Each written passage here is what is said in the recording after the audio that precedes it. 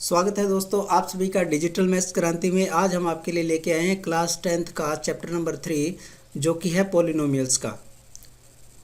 हाँ दोस्तों, जिसको हम हिंदी में बोलते हैं बहुपद। जैसा कि इसके नाम से ही हमें अंदाज़ा लग रहा है कि इसमें बहुत सारे पद शामिल होते हैं, लेकिन हम दोस्तों बहुपद को समझने से पहले बिल्कुल इसके बेसिक में जाने वाले हैं। बेसिक का मतलब कि जो पॉलिनोमियल्स है वो किस प्रकार से बनता है, उसमें कौन कौन से जो पॉइंट्स होते हैं वो हम सीखेंगे। आपने क्लास 9th के अंदर भी पॉलिनोमियल्स को पढ़ा था, जिसके अंदर आपने कुछ कीवर्ड जो है वो पढ़े होंगे, जैसे चर, अचर, व्यंजक। ये सारे वर्ड आपने 9th क्लास में या इससे पहले वाली क्लासों में भी पढ़े थे। तो मैं यहाँ आपको स्टार्ट करने जा रहा हूँ सबसे पहले अचर की। तो क्या होते हैं अचर?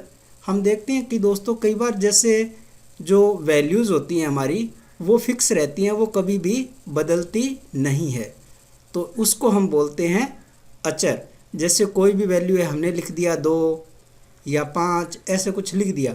अब ये जो आपके सामने लिखा हुआ 2 है वो कभी भी बदलेगा नहीं, फिक्स रहेगा हमेशा। उसकी वैल्यू अपने यहाँ पे 2 है तो अदर कहीं इसकी मतलब अपने कहीं और जगह जाके इसकी वैल्यू रखेंगे तो वो 2 ही रहेगा, यानी कि इसका मान जो है वो कभी भी चेंज नहीं होता है, तो उसको हम बोलते हैं अचर।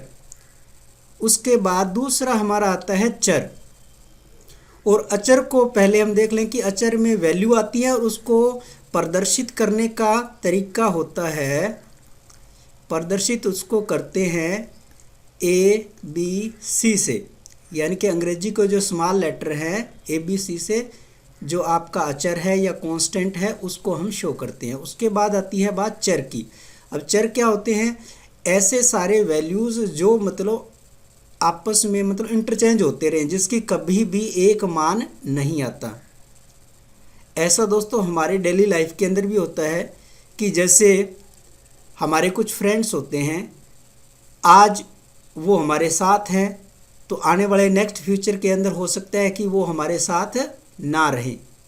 तो बिल्कुल ये आपका जो वेरिएबल्स है वो उसी तरीके का है कि इसमें जो वैल्यूज़ आती हैं हमारे पास वो कंडीशन के ऊपर डिपेंड करती है कि सिचुएशन कैसी है, उस हिसाब से उसकी जो वैल्यू है वो चेंज हो जाती है।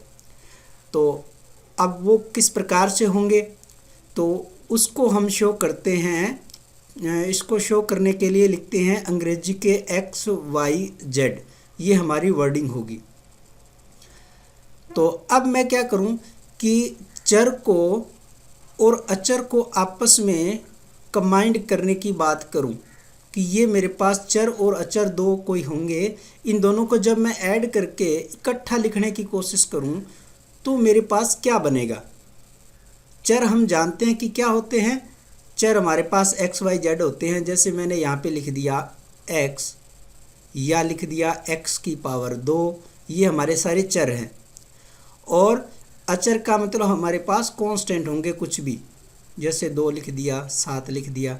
अब इन दोनों को जब मैं कंबाइंड करके एक साथ इकट्ठा लिखना चाहूँ तो वो कैसे लिखे जा सकते हैं? मैं यहाँ लिख सकता हूँ, जैसे मैं इस 5 को और x को एक जगह इकट्ठा करूँ तो 5x लिख सकता हूँ। ये मेरे पास अब क्या बन गया?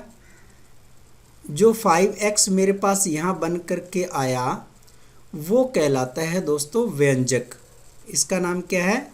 व्यंजक, या इसको अंग्रेजी में हम बोलते हैं एक्सप्रेशन।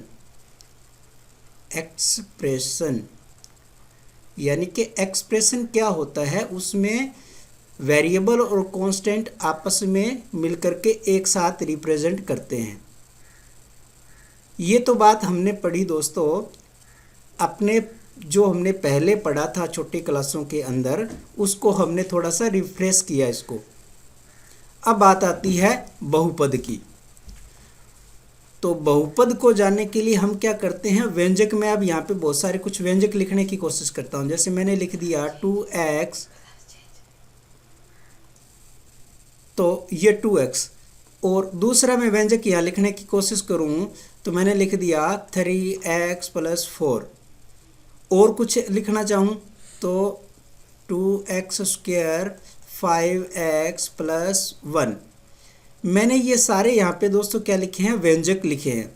अब इन व्यंजकों को भी हम अलग अलग कैटेगरी के अंदर डिवाइड कर सकते हैं कि जैसे यहाँ पे हमारे पास सिर्फ एक ही टर्म है तो इसको हम बोलेंगे एक पदी व्यंजक, एक पदी व्यंजक,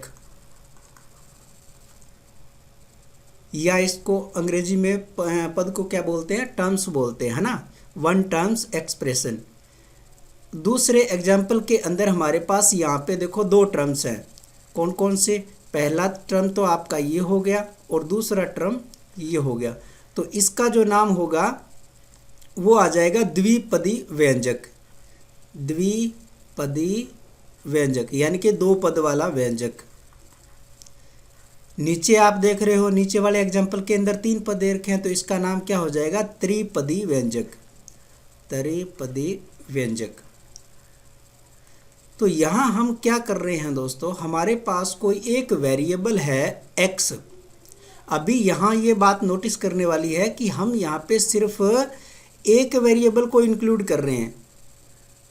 हमारे पास हो सकता है कि एक से ज़्यादा वेरिएबल भी एक साथ आ सकते हैं। जैसे मैं यहाँ लिखूँ कि 2x + 3y + 5, ये मैंने लिख सकता हूँ। तो ये मेरे पास दो चरों वाले तीन पदी व्यंजक का एग्जाम्पल हुआ, है ना। तो ये अपने क्वेश्चन के ऊपर डिपेंड करता है। आपको जहाँ पे x, y, z दिखाई देते हैं उनको हम चर बोलते हैं, और जो आपके प्लस माइनस में अलग अलग लिखे होते हैं उसको हम क्या बोलते हैं, मतलब वो पद बन जाते हैं, एक पदी, दो पदी, जितने भी इसमें पद होंगे या टर्म्स होंगे वो उतने टर्म्स का व्यंजक जो है कहलाता है। ये मैंने व्यंजक के ऊपर इतना टाइम लगाया जबकि हमें पढ़ना क्या था, बहुपद। तो बहुपद और कुछ भी नहीं है दोस्तों, ये बहुपद जो होता है वो दो या दो से अधिक व्यंजक से बनने वाला जो पद होता है वही क्या कहलाता है, बहुपद। जैसे एक पदी, द्विपदी, त्रिपदी, चतुर्थपदी, ऐसे चलता जाएगा। जब बहुत सारे पद होंगे तो उसको क्या बोल देंगे अपने, बहुपद। तो यही होता है बहुपद या पॉलिनोमियल्स। एक पद वाले व्यंजक का नाम अगर बहुपद के रूप में हम लिखना चाहें तो उसके लिए एक पदी वाले व्यंजक को हम स्पेशल एक नाम है उसका, वो नाम है मोनोमियल्स। क्या है, मोनोमियल्स। और एक के बाद जब दो पद आ गए या तीन पद, चार पद, पांच पद, जितने भी पद होंगे दो या दो से अधिक, उन सारों को हम क्या मानेंगे, बहुपदी।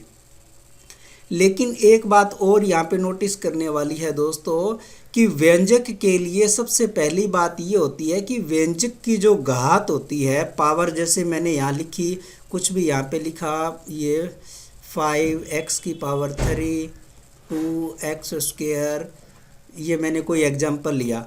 इसमें जो हम ये x के ऊपर, वेरिएबल के ऊपर जो घात लगाते हैं, उस घात पे हमें क्या ध्यान देना होता है कि इसकी घात हमेशा पॉजिटिव होनी चाहिए, घात नेगेटिव नहीं होनी चाहिए, तभी वो आपका एक्सप्रेशन या व्यंजक कहलाता है।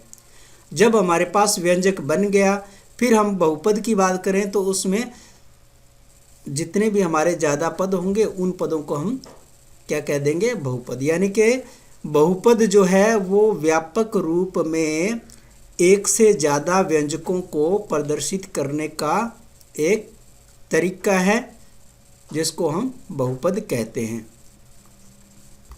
अब हमारा नेक्स्ट पॉइंट है बहुपदों के शून्यक या जीरोज ऑफ पॉलिनोमियल्स। देखो हमारे पास दोस्तों कुछ फंक्शन दिए रहते हैं, जैसे मैंने यहाँ पे व्यंजक, मेरे पास एक फंक्शन है f(x) जो कि इस प्रकार से है 2x + 3। ये मेरे पास यहाँ पे क्या है, कोई भी मैंने फंक्शन ले लिया।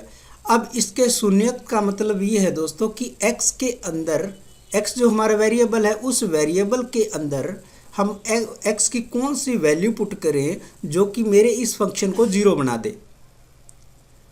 यानी कि ये जो मेरा इधर f(x) फंक्शन है वो जीरो बन जाए, ऐसा मैं x का कौन सा मान जो है वो पुट करूं, है ना।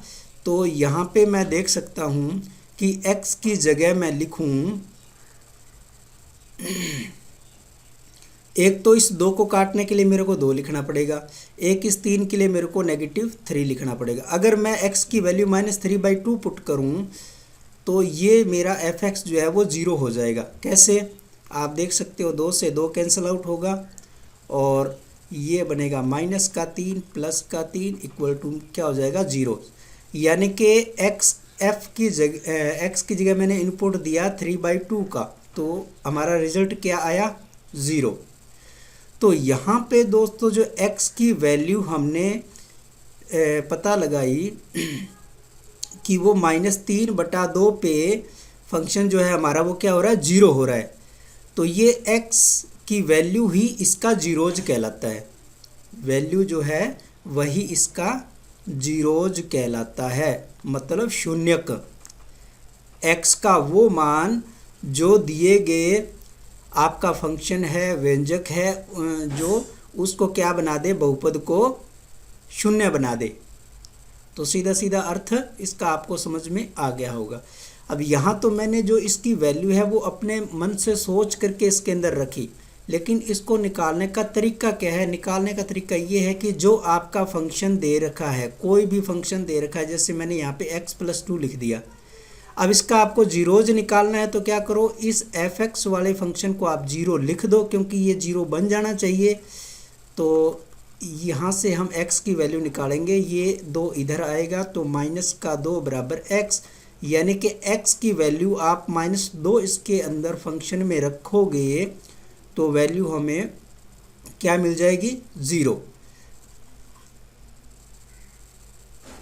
देखा हमने कि कोई भी हमारे पास बहुपद है, उस बहुपद के अंदर जब x की कोई वैल्यू हम रखते हैं तो उस बहुपद पूरे बहुपद की वैल्यू क्या हो जाती है 0। तो उसको हम कहते हैं जीरोज ऑफ पॉलिनोमियल्स, यानी कि बहुपदों के शून्यक। अब हम ये देखते हैं कि बहुपद के जो शून्यांक होते हैं वो काउंटिंग के अंदर कितने आते हैं। तो ये डिपेंड करता है दोस्तों हमारे पास जब कोई फंक्शन या बहुपद हमें दे रखा है, f(x) कोई बहुपद दे रखा है, जैसे मैंने लिखा x+2, ये हमारे पास एक घात का द्विपदीय यानी कि व्यंजक है या द्विपदीय बहुपद है। तो इसके शून्यक कितने होंगे वो डिपेंड करता है कि जो आपका वेरिएबल दे रखा है, यहाँ पे इस केस में आपका वेरिएबल क्या है, ये है x। इस x की जो पावर है वो देखनी होती है कि इसकी यहाँ पावर कितनी है। पावर यहाँ पे कितनी है, x की पावर कुछ भी नहीं लिखी हुई है, इसका मतलब x की पावर यहाँ पे 1 है। तो जो भी आपको बहुपद दे रखा है उसके अंदर जो वेरिएबल हमने यूज किया है, उस वेरिएबल की जितनी पावर होगी उतने ही उसके क्या होंगे, शून्यक होंगे। जैसे इस केस में हमारे जो शून्यक होंगे वो शून्यक होगा, यानी कि सिर्फ एक ही वैल्यू हमें मिलेगी। शून्यक क्या मिलेगा, सिर्फ एक वैल्यू मिलेगी। अब वो वैल्यू कौन सी होगी, वो वैल्यू हम इस फंक्शन को 0 के बराबर रख करके निकालेंगे। जैसे कि हमने इस एग्जाम्पल के अंदर यहाँ पे वैल्यू निकाली थी x बराबर -2। अगर मेरे पास फंक्शन जो है वो द्विघात का है, मैंने लिख दिया कि 3x² + 1, यानी कि इस बहुपद के अंदर अब वेरिएबल x की पावर कितनी है 2। तो जब पावर 2 है तो यहाँ शून्यांक भी हमें 2 ही मिलेंगे। वो 2 कैसे मिलेंगे, उसको हमें कैसे निकालना है, वो हम आने वाले आगे जो एक्सरसाइज की हमारी होंगी उसके अंदर हम उसको अलग अलग मेथड से सीखेंगे। यहाँ हमें सिर्फ शून्यांक की संख्या से मतलब है कि शून्यांक कितने आएंगे। वो शून्यांक इसमें आएंगे हमारे 2 पावर है, तो यानी कि 2 शून्यांक होंगे इसके, यानी कि x की हमारे पास 2 वैल्यूज़ आएंगी। जो 2 वैल्यूज़ जो है वो जब हम उस बहुपद के अंदर रखेंगे तो उस बहुपद को शून्य बना देंगे। ये बात आपको अच्छी तरह से समझ में आ गई। अब हमारा नेक्स्ट पॉइंट जो है बहुपदों के शून्यांक और गुणांकों में संबंध, या इसको हम लिखें तो रिलेशन बिटवीन जीरोज एंड गुणांक को बोलते हैं कोएफिशिएंट, यानी कि गुणांकों और शून्यांक में संबंध। तो यहाँ पे दोस्तों शून्यांक का मतलब हमने अच्छी तरह से आपको बता दिया। अब गुणांक क्या होते हैं? गुणांक कुछ भी नहीं है दोस्तों, जो आपके पास फंक्शन कोई भी, ये आपको बहुपद दे रखा है, मैंने यहाँ पे लिख दिया 2x+3। तो हम जानते हैं कि ये जो 3 हम देख रहे हैं ये तो हमारा क्या है? अचर है, और ये x क्या है? हमारा चर है। ये जो आप 2 देख रहे हो, ये 2 जो है वैसे तो इसको हम यानी कि एक फिक्स वैल्यू है 2, लेकिन जब कोई अचर जो होता है वो वेरिएबल के साथ मल्टीप्लाई हो जाता है, जैसे इस केस में 2x हो रखा है, तो उस 2 को x का क्या बोलते हैं? गुणांक बोलते हैं। तो ये कहना चाह रहा है कि जब हमारे पास कोई भी बहुपद होगा, जैसे बहुपद को मैं एक स्टैंडर्ड फॉर्म में लिखूं, जैसे मैंने लिख दिया ax+b, ये मेरे पास कोई 2 पद वाला बहुजक है, बहुपद है। अब इसमें वो ये कहना चाह रहा है कि इसके जो जीरोज होंगे या इसके जो x की वैल्यूज़ होंगी, उस जीरोज को हम किससे शो करेंगे? अल्फ़ा बीटा से। जीरोज को हम, ये जो जीरोज होते हैं उसको हम शो करते हैं अल्फ़ा बीटा गामा, ऐसे ले लेते हैं, अल्फ़ा बीटा गामा ऐसे चलते हैं, जितने जीरोज होंगे उतने अपने यूज करेंगे। तो ये कह रहा है हमारा शून्यांक जिसको हम अल्फ़ा बीटा गामा शो करेंगे, और जो गुणांक हमारे पास जो दे रखे होंगे यहाँ पे, जैसे a है इस कंडीशन में, है ना, ये b आपका कांस्टेंट हो गया। अब इनका जो है वो आपस में इनका रिलेशन क्या होता है वो हमें यहाँ पे सीखना है। तो हम सबसे पहले यहाँ पे लेके चलते हैं रेखिक बहुपद। क्या लेके चलते हैं? रेखिक बहुपद। रेखिक बहुपद हम जानते हैं कि इसमें हमारी x की घात कितनी होगी? 1 होगी। तो हम सबसे पहले इसका एग्जाम्पल लिखना चाहे तो x की पावर 1 होगी। अब इसके गुणांक में कुछ अचर आएगा उसको a लिखेंगे, और प्लस में कुछ कांस्टेंट आएगा उसको हम b लिखेंगे। तो यानी कि ये हमारा जो बहुपद हुआ, या उसको हमने लिखा a। रेखिक बहुपद का व्यापक फॉर्म जो है हमारी, ये ax+b आ गई, है ना, रेखिक बहुपद की व्यापक की आ गई। अब दूसरा हमारे पास आता है जैसे द्विघात बहुपद। द्विघात बहुपद, द्विघात बहुपद का मतलब x की घात 2 होगी, फिर x घात 1 हो गई, फिर बिना घात वाला होगा, यानी कि x की बात 0 का मतलब बिना घात का हम डायरेक्ट ही लिख देते हैं उसको। अब इसके x² के गुणांक में आएगा a, फिर x के गुणांक में आएगा b, फिर कांस्टेंट आएगा कोई c। ये द्विघात बहुपद हो गया। और इसी प्रकार से तीसरा हो गया हमारा त्रिघात बहुपद। त्रिघात बहुपद, इसकी व्यापक फॉर्म लिखेंगे तो 3 आएगी, 2 आएगी, फिर 1 आएगी, फिर बिना। तो इसके कांस्टेंट a आ गया, प्लस फिर b आ गया, और ये c आ गया, और फिर d आ गया। ये सारे के सारे जो हमने यहाँ पे लिखे हैं ये व्यापक रूप लिखे हैं, व्यापक रूप। तो इतना हमें समझ में आ गया कि यानी कि रेखिक बहुपद, द्विघात बहुपद। अब आगे वाले भी आप अपने आप लिख सकते हो। अब हम यहाँ देख रहे हैं कि जब रेखिक बहुपद है x की घात 1 है तो उसका जीरोज हमारे पास क्या आएगा? 1 ही जीरोज आएगा। उस 1 जीरोज को हम नाम देंगे, जैसे कोई भी नाम आप अल्फ़ा दे सकते हो। इसके जीरोज का अगर हम नाम दें या शून्यांक का नाम दें, शून्यांक इसके लिए हम कौन सा यूज करेंगे? यानी कि अल्फ़ा यूज करेंगे। और इसके अंदर हमारे पास 2 शून्यांक होंगे, 2 शून्यांक होंगे जिसको हम अल्फ़ा और बीटा से यूज करेंगे। इसके अंदर हमारे 3 शून्यांक होंगे जिसको हम नाम देंगे अल्फ़ा, बीटा, गामा। अगर 4 होंगे तो अल्फ़ा, बीटा, गामा, डेल्टा, ऐसे ही चलते जाएंगे। ये तो हमारे शून्यांक है जो कि इसके अंदर हम यूज करेंगे। अब यहाँ पे इम्पोर्टेंट इनके रिलेशन की बात आती है। रेखिक बहुपद के अंदर हम देखें कि ax प्लस बी हमारे पास ये आपको रेखिक बहुपद दे रखा है। इस रेखिक बहुपद के अंदर जब हम इसके यानी कि जो शून्यांक है अल्फ़ा की वैल्यू निकालेंगे तो वो हमें मिलेगा -b/a। हम देख रहे हैं जब इस बहुपद को आप 0 के इक्वल लिखोगे तो ये हमें क्या मिलेगा, b आपका इधर जाएगा -b और a नीचे आ जाएगा। तो यहाँ से हमें x की वैल्यू जो है वो इस प्रकार से मिलती है। तो ये जो हमारी वैल्यू निकली -b/a, यही तो जीरोज होता है जिसको हम अल्फ़ा से शो करते हैं रेखिक बहुपद के लिए। तो हम इजीली हमारे पास ये एक ही आंसर आता है इस प्रकार से। अब जो दूसरा हमारे पास है द्विघात बहुपद। द्विघात बहुपद की इक्वेशन हम जानते हैं कि हमारे पास ये है। इसको मैं यहाँ पे नीचे लिख लूँ।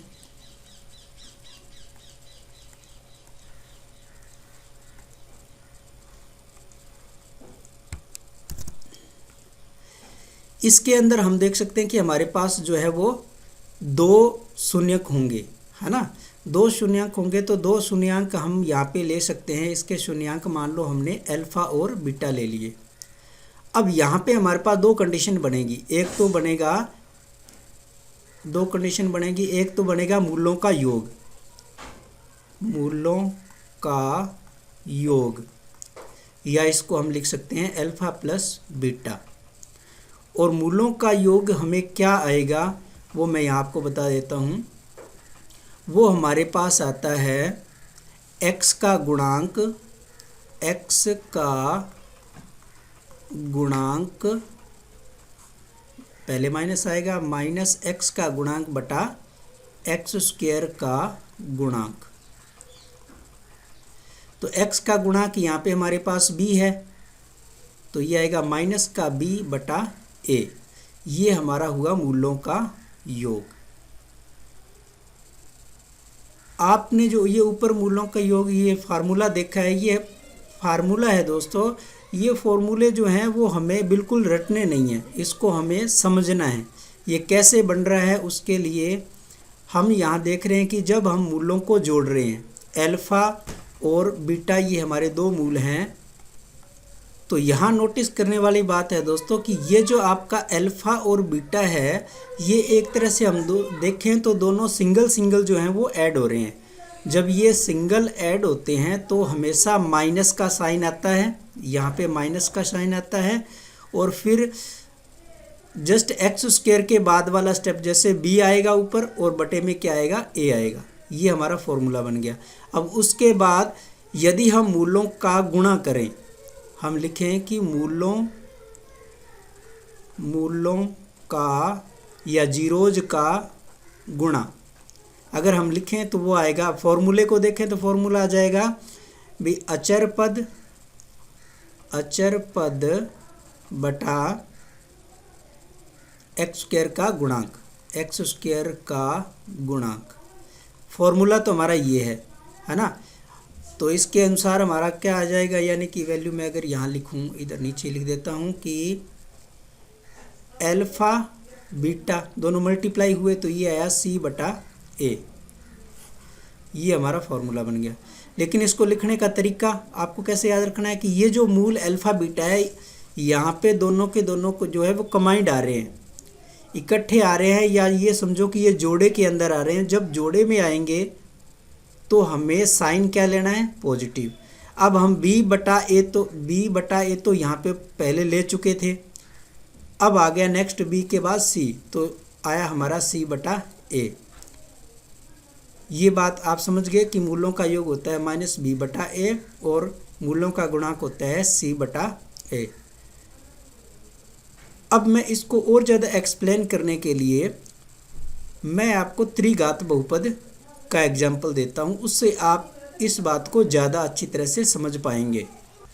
मेरे पास कोई त्रिघात बहुपद है, त्रिघात बहुपद। तो त्रिघात बहुपद हम जानते हैं दोस्तों कैसे होगा, 3 घात का होगा, फिर 2 घात आएगी, फिर 1 घात आएगी, फिर बिना घात का आएगा। तो इसका गुणांक a आएगा, फिर बी आएगा, सी आएगा और फिर डी आएगा। ये हमारा जो है त्रिघात बहुपद का व्यापक फॉर्म होगी। अब इसके गुण शून्यांक जो हैं वो हम जानते हैं कि घात मैक्सिमम कितनी है, 3 है। तो 3 शून्यांक हमें यहाँ लेने पड़ेंगे, अल्फा लेंगे, बीटा लेंगे और गामा लेंगे। जब सबसे पहला काम हम क्या करेंगे, मूलों का योग करेंगे। मूलों का योग का मतलब मुझे alpha plus beta plus gamma करना है। इसका योग क्या आएगा, योग आएगा दोस्तों, अब देखो यहाँ पे ये सिंगल सिंगल ऐड हो रहे हैं, सिंगल सिंगल, तो आप ये देख सकते हो कि साइन तो आपका क्या आने वाला है, माइनस ही आएगा। और बी, ये देख रहे हो बी बटा ए आएगा। तो इसको मैं यहाँ लिखूँ तो सिंगल सिंगल ऐड हो रहे हैं, इसका मतलब आएगा माइनस बी बटा ए। ये बात आप समझ गए, एक ये इक्वेशन बन गई आपकी, या यूँ समझ लो कि ये आपका फॉर्मूला बन गया। अब अगर हम जो हमारे शून्यांक लिए उनको पेयर के अंदर लें, यानी कि जोड़े के रूप में लिखें कि अल्फा बीटा इकट्ठा मल्टीप्लाई हो गए, प्लस बीटा गामा इकट्ठा, फिर प्लस गामा और अल्फा इकट्ठा। यहाँ हम देख रहे हैं कि दोनों के दोनों जो शून्यांक हैं वो जोड़े के अंदर आ रहे हैं, दोनों का मल्टीप्लाई हो करके फिर ऐड हो रहे हैं। अब इसका रिजल्ट हमें क्या मिलेगा, गुणांकों के साथ इसका रिलेशन क्या होगा। देखो हमने यहाँ पे b बटा ए तो है यूज कर लिया था, अब आएगा आगे c बटा ए। अब निशान की बात करें तो ये दोनों एक तरह से सम संख्या के रूप में है, 2 है तो जोड़े के अंदर है तो सम है, यानी कि सम का मतलब पॉजिटिव आएगा। तो अब आएगा हमारा यहाँ पे रिजल्ट c बटा ए। समझ गए, ये अपना नेक्स्ट रिलेशन हो गया त्रिघात के लिए। हालांकि सिलेबस में आपके त्रिघात नहीं है, फिर भी मैं आपको बता रहा हूँ ताकि ये कंसेप्ट आपके क्लियर हो। फिर चाहे बहुपद आपका चतुर्थ घात का हो, कितने भी घात का हो, सारे के सारे जो शून्यांक है गुणांक है उनका रिलेशन खुद से बना सकते हो। अब इसके बाद देखो जोड़े के अंदर ये आ गए। अब तीसरी कंडीशन हमारे पास ये बनेगी कि ये मल्टीप्लाई के अंदर आएंगे तीनों ही, जैसे अल्फा बीटा गामा, तीनों मल्टीप्लाई में आ गए। अब ये 3 जने हैं तो एक तरह से अपने पास ओड नंबर में है, यानी कि विषम है। तो विषम है तो ये प्लस माइनस का साइन कौन सा देंगे, माइनस का देंगे, तो यहाँ आएगा माइनस। अब c बटा ए हम पहले लिख चुके थे, तो अब हमारे पास यहाँ पे रह गया d, तो d बटा क्या आएगा a, तो यहाँ हमारे पास आ जाएगा d बटा a। ये हमारा तीसरा रिलेशन बन गया। इसके बाद और कोई रिलेशन हमारे पास नहीं बचा। तो इस प्रकार से हमने त्रिघात के अंदर जो शून्यांक और बहुपद थे उनके रिलेशन हमने बनाने सीखे। आप चाहो तो अब खुद चतुर्थ घात की इक्वेशन आप लिख लेना। चतुर्थ घात की इक्वेशन में आपको थोड़ा सा हिंट दे देता हूँ कैसे होगी। 4 घात लिखोगे, फिर 3 घात, फिर 2 घात, फिर 1 घात और फिर बिना घात। इसके a b c d इस प्रकार से गुणांक आ जाएंगे और एक कांस्टेंट आ जाएगा e। ये हमारा चतुर्थ घात का बहुपद हो गया और इसके गुणांक आपको लेने हैं 4। उन चारों के नाम मैं आपको बता देता हूँ, अल्फा बीटा गामा और डेल्टा, ये 4 नाम हो गए। अब इनके आप इस तरीके से रिलेशन अपने आप खुद बनाना। जैसे पहले सिंगल सिंगल ऐड होंगे, alpha beta gamma plus delta, इसका रिजल्ट यहाँ खुद से आप लिखना। दूसरी कंडीशन बनेगी alpha plus beta, beta plus gamma, gamma plus delta और डेल्टा प्लस डेल्टा अल्फा, तो ये यहाँ पे इसका रिजल्ट आपको खुद लिखना है। तीसरी कंडीशन बन जाएगी अल्फा बीटा गामा प्लस ये आ जाएगा बीटा गामा डेल्टा। इस प्रकार से आप सिचुएशन एक एक यानी कि छोड़ते जाना है और एक एक को लिखते जाना है। नेक्स्ट बहुत सारी सिचुएशन बनेगी और लास्ट में चौथी कंडीशन आ जाएगी अल्फा बीटा गामा और डेल्टा, ये चारों इकट्ठे आ जाएंगे। तो इन सारों के जो रिजल्ट हमारे पास आएंगे वो सारे आप खुद से निकाल करके लिख सकते हो। अगर दोस्तों आपको इसके रिजल्ट निकालने में समस्या हो तो आप कमेंट बॉक्स में कमेंट करके भी हो सकते हैं, उसका आंसर मैं आपको ज़रूर दूंगा।